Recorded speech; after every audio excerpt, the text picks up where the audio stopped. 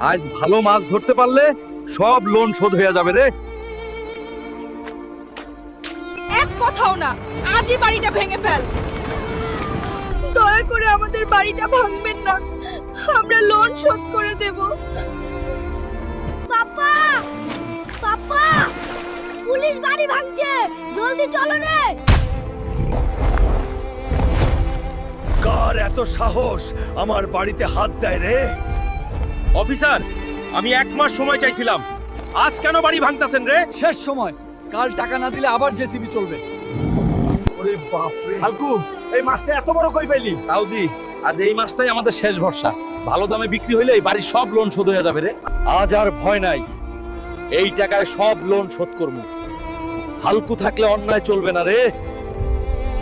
যাদের এই ভিডিওটা ভালো লাগছে সবাই লাইক আর সাবস্ক্রাইব করো, তোমাদের দিন ভালো যাবে। এই হালকুর কথা,